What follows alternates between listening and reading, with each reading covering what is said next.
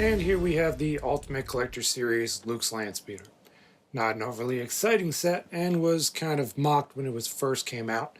It also didn't sell very well because of that, and I think you could find it at Walmart and all sorts of places decently discounted if you were so inclined to pick it up and not wait when it first went on sale at Lego.com. Now my box is a little beat up just because it's had to move around with me a few times since I got it 3 years ago when it first came out, and I just have not had the time to put it together. But that changes today.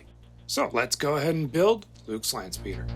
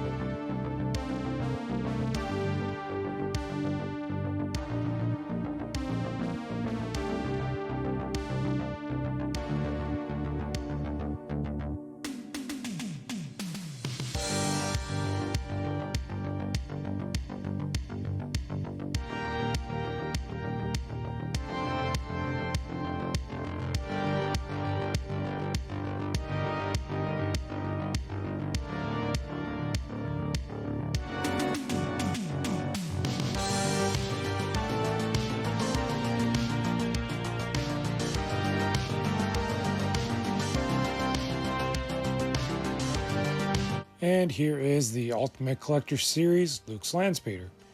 And it's not a bad set. It's not particularly exciting, I guess. Build was nice. It's one of those things that really starts to take shape pretty early on as you're putting it together. And I really think my only complaint would be it doesn't feel completely accurate to Luke's Landspeeder just because of how great shape it's in. Looking at the Vintage Collection Landspeeder in my last video, there's lots of scorching, damage marks. Yeah, we do have this engine uncovered, which is kind of a staple of Luke's Landspeeder. But other than this sticker for the dent on the front, that's it. Doesn't cover any of the marks on the side or anywhere else on the Landspeeder.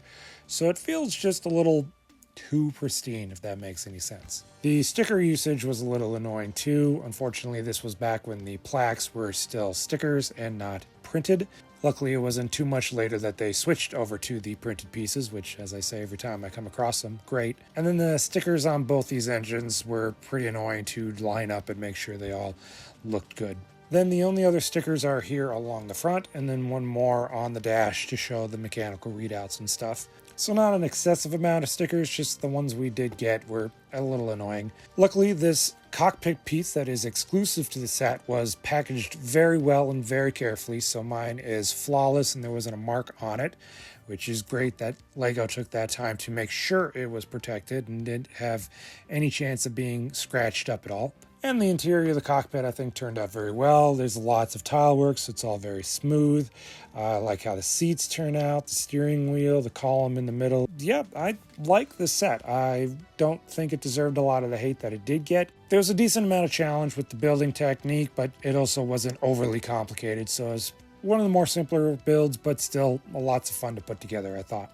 Now, the set only comes with a couple of minifigures. Kind of would have been nice if we got an R2-D2 and an old Ben Kenobi to go with them, just to round out, all the passengers who ride in the Landspeeder.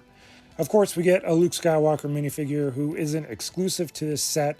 He's been in about 8 different sets, according to Bricklink, including the Master Builder series, Mos Eisley Cantina. Then the only other one is this C-3PO, which for the longest time, this was exclusive to this set.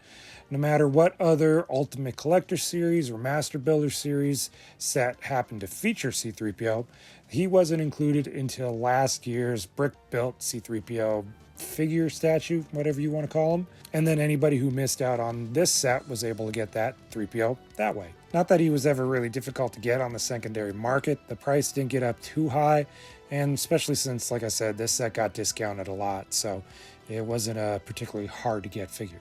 So I do think this set does deserve a little bit more love than it did get when it came out originally. I like the build. And I do admit the Landspeeder does have a soft spot in my heart. One of the very first sets I got with LEGO Star Wars was that very first Landspeeder that came out. So it seems like I've always had Luke's Landspeeders in one form or another. And not too disappointed to have the Ultimate Collector Series version in my collection either. Alright, that's it for the build video. Here's your hint at the next unboxing video. Leave a guess what you think it is in the comments below. Until then, stay safe. Happy hunting.